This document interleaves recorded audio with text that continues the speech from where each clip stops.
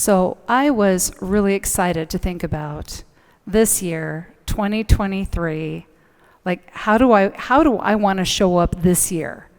Like how do I want to show up? And maybe that's what we're all thinking. Like how do I want to show up this year? How do I want to expand my consciousness this year? However, there's also something else that happens this time of year, and in about 4 weeks from now. There was a study from the University of Scranton stating that only 8% of people who make New Year's resolutions keep their New Year's resolutions. Only 8%. That means there's a 92% failure rate when it comes to making resolutions. A 92% failure rate. But see, we're not born to be in that 92%. We are born actually to be unstoppable. And when I say unstoppable, I don't mean like Anthony Robbins, although clearly he is unstoppable. But I'm talking about unstoppable as effort and a commitment to doing what we're doing, right? Not an 80-hour work week, but consistency with what we do day after day after day. We've all already been unstoppable. We have been unstoppable. In fact, the first time you did this, you won't even remember this. But it started off when you were a brand new baby and you could not roll over. You just laid on your belly or your back, wherever your mama put you. And then one day, you rolled right over. And then one day, you sat up. And you kept doing it, even though you sat up and you tumbled over. And your parents probably laughed at you and thought it was really adorable. And you sat up again and you tumbled. And then you crawled. And then you stood up and then you walked. And you fell down and you got back up again. And you fell down and you got back up again.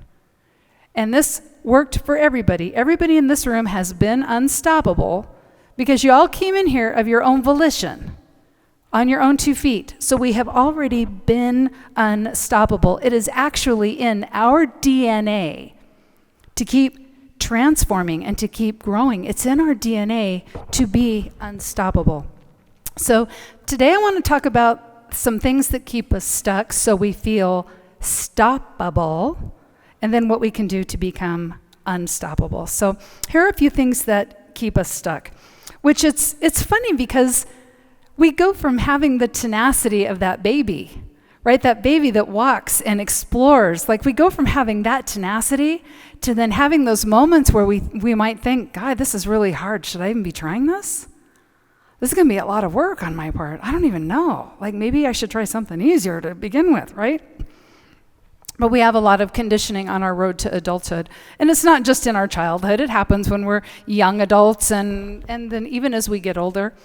We experience things like be a people pleaser, right? Don't rock the boat. It's like, can't you just like get along with everybody and don't, speak out your mind? And then if we learn to be a people pleaser, I'm a people pleaser. You may all not be people pleasers.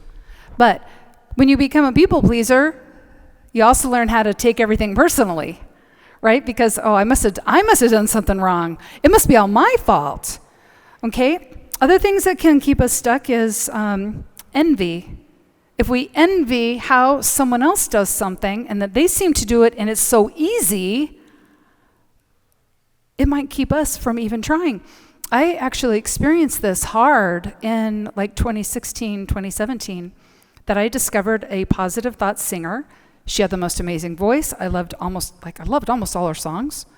I loved her. And then I was like, why couldn't that be me? Why did everything work out so easy for her, but not for me? And I didn't even pick up my guitar for a year. Now, y'all clearly know I got over that, okay? But when we envy that for somebody else it seems to be really easy, and then we might let that stop us from trying. Somebody actually asked me when I became the Unity Minister here in January of 2019, thank you, 4 years ago. Somebody said, well, so Deanna, tell me what you did to get that job, because I want to be a minister too. And I said, well, if you go back to 2006, and he was like, oh, never mind. This is going to be a long story, isn't it? I was like, yeah, because I didn't just wake up one day and I was like, hi, I'm over here. There was a lot of things I did the 13 years prior to getting here. So I know, sometimes it seems like Other people have instant, quick success, but that's not always the case. It's not always the case. They've put in effort. Perfectionism. Perfectionism makes us stoppable. Perfectionism it's actually the opposite of doing the very best with what we've got, right? The 4 agreements, right? Do your very best. That's not perfectionism. Perfectionism is when we continually try to find ways to improve things. We say it's not good enough, but it's really just a way for us to not actually keep going forward. When we do our best with what we've got, we keep moving forward. We keep expanding our territory. Okay, regret. Regret will make us stoppable. We might look in the past, 5, 10, 15 years ago, and wish we never made a choice that we made. Or maybe something happened to us and it was another person's fault, but it changed our lives forever. And so we're sending all of our vital life force energy into the past because we can't get over that. We keep thinking, that never would have happened. My life would be so amazing right now. So we get stuck. And here is one of my favorite things. Finish line anxiety. Have you ever heard of finish line anxiety? I heard of it when I started with Bright Line Eating.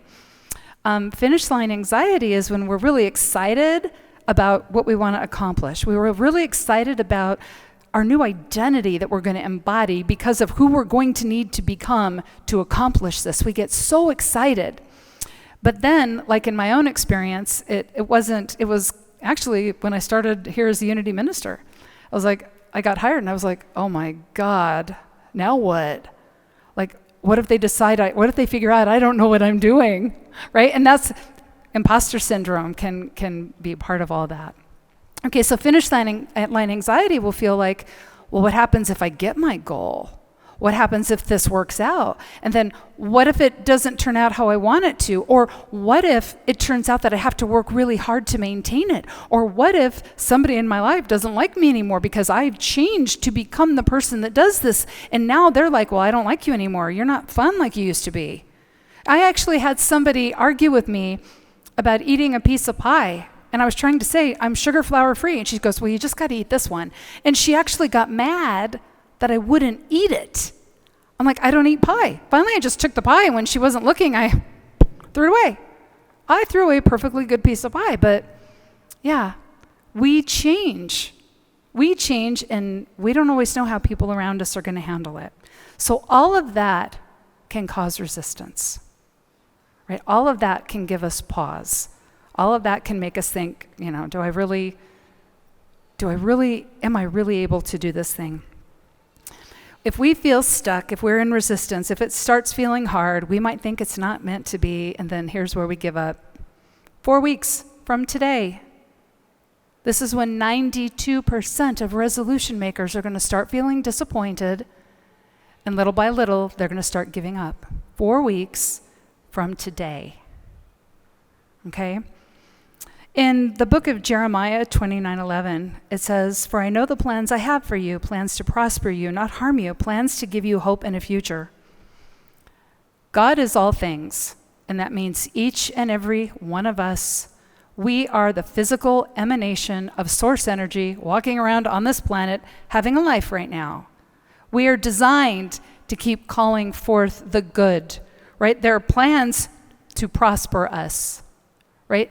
Because of what we are and what it is that works through us. We're designed to be creators. We are designed to be unstoppable. Okay, I'm gonna see if I can get this thing to work. Oh, there we go. It's in our DNA. Okay. So how do we become unstoppable?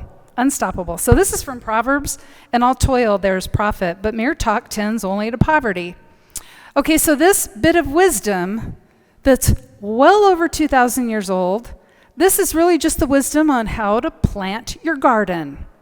Whether it's your literal garden or your garden of life, if you want a garden and you talk to all your friends about it, and you cut out a bunch of pictures of plants you'd like to plant in your garden, do you actually end up with a garden?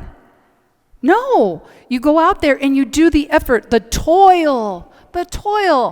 You clean the land that you want to plant, and you pick out your seeds, and you tend to the soil, and you nurture it every single day. And a garden needs nurturing every single day. Even if, I'm talking literal gardens, but also the garden of your life. They need nurturing every day. All right, although maybe every other day for watering. I don't know. It depends on how dry it is. But, one time my son went and watered and took care of his friend's garden for a couple of weeks because they were on vacation. If they did not ask somebody to come and tend that garden, they would have come back to just a dry patch of space right there. But in the garden of our own life, we don't get to say, hey, Taylor, I'm going to check out for a couple of weeks. Will you just make my life better for me? Well, okay, let's do that. You can, all right? We don't get to do that. We don't get to do that. So we make the effort and we experience the harvest or the profit. When we make effort, our outcome is in alignment with that effort. Okay, a little effort makes some little changes, and they can be nice, and over time, those do add up. Big effort leads to bigger changes, and over time, that adds up too. So here we are. We want to become unstoppable, but the thing that happens at the beginning of the year, and I only just know this so well because I've done this every year of my life probably, but we start off the year, big ideas, get really excited, but want to take tiny little actions for this big radical change. And if it doesn't happen in the first couple weeks, it gets disappointing.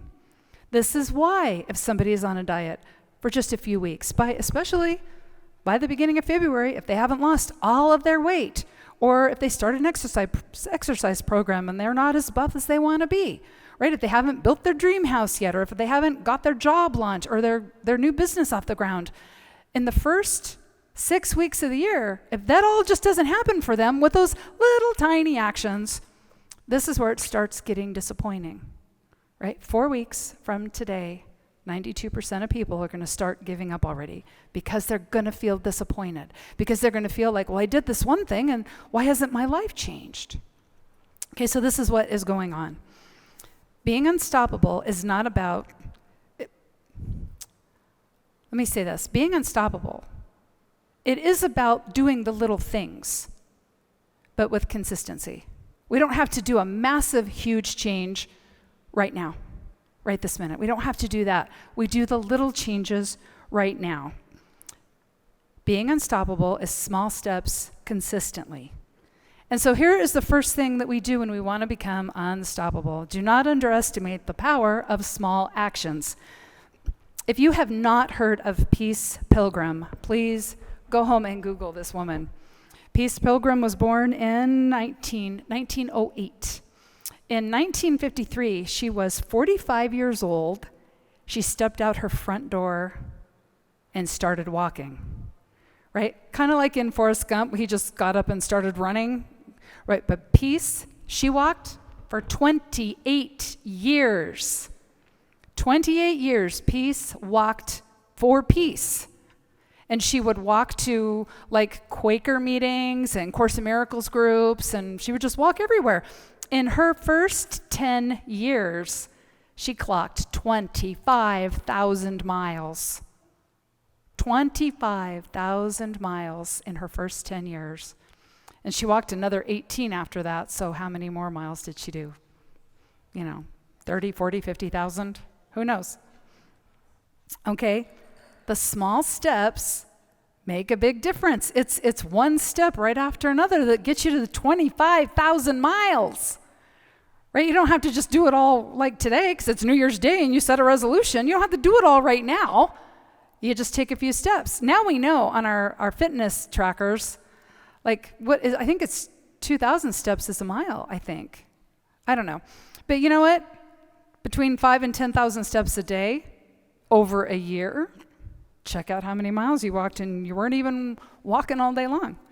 Okay, so this is about progress. Progress, not perfection. You've already done it. You've already done it, right? You went from rolling around to sitting up to crawling to standing to walking, to getting into more trouble than your poor mother could probably handle. Okay, you did this already. Effort plus time equals effort plus time or effort plus small steps plus time equals being unstoppable. Peace, Pilgrim, decided to walk for peace, and she became unstoppable. But she would have been unstoppable if she only put on 10,000 steps that first year. She still would have been unstoppable. If she decided to wait until she was 60 instead of 45, and she just got out there and started walking for peace, she still would have been unstoppable. Small steps plus time equal being unstoppable. Little changes can change the course of events in our life. So don't underestimate the power of small actions. Don't underestimate the power that works through you. Don't underestimate the power that works through you. In Ephesians, I think I have this on here.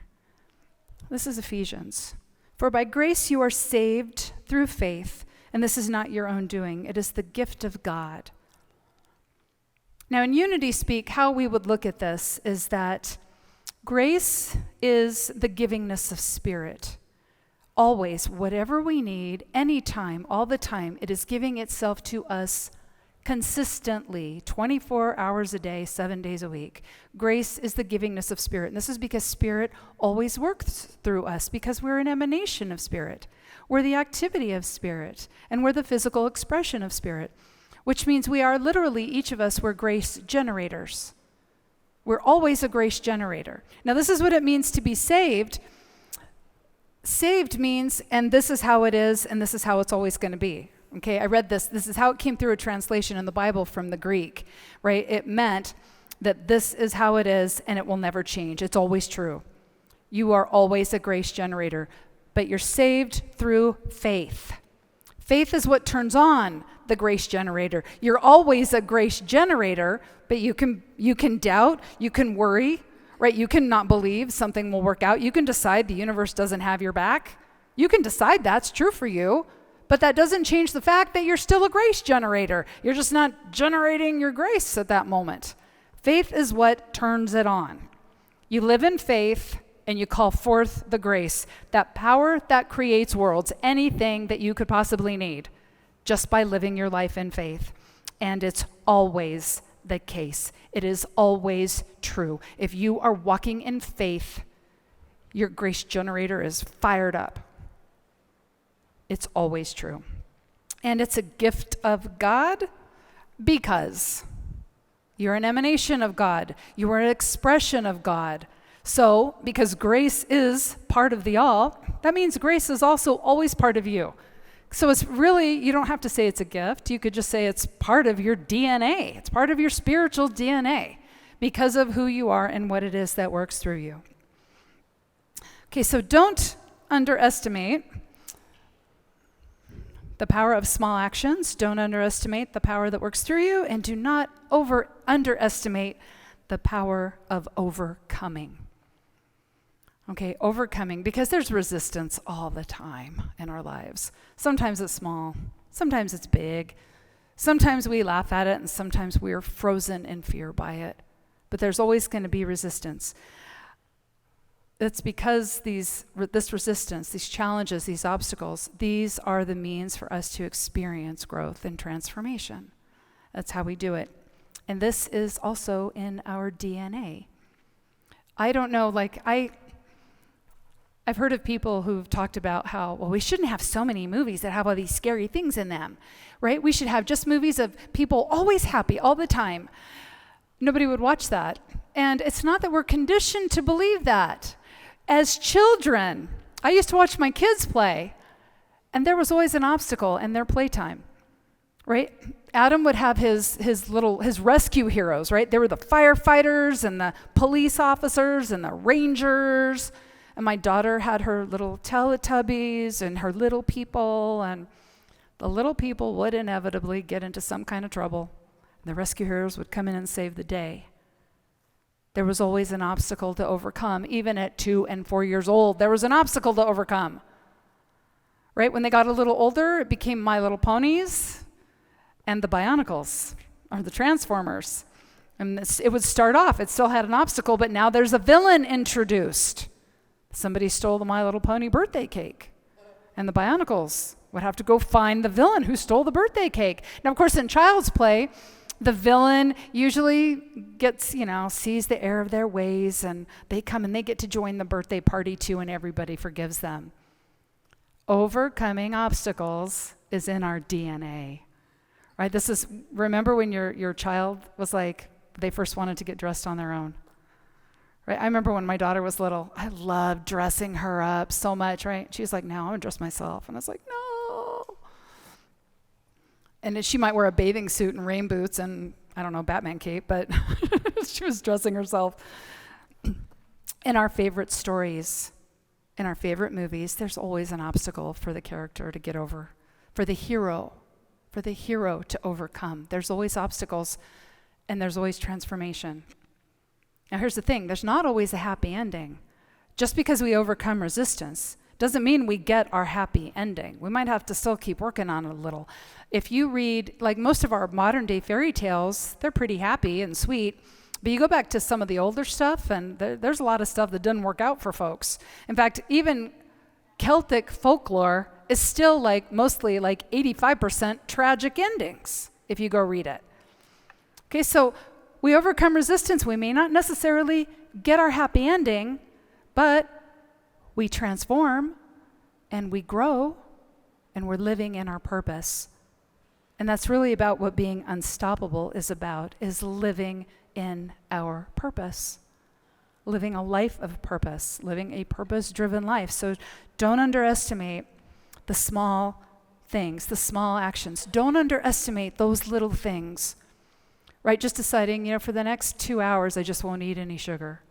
Don't underestimate those small little actions. There's a movie, Sliding Doors, with Gwyneth Paltrow in it. It's a very interesting movie because it's all about her life splitting in two totally, drastically different directions. Because in this life, she caught her train home. In this life, she missed her train by seconds. Seconds. She got to the train as the door shut, and she was right there. Seconds she missed that train, and her life went into a drastically different direction.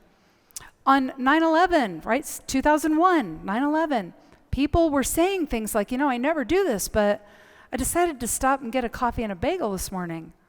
And I was 3 minutes late. They got there as everything was happening, right? Or they decided they had to take a phone call, or they decided to drop their child off at work. And they got there just 5 minutes late, and that 5 minutes drastically changed the course of their life. That's a small thing, deciding to make a phone call.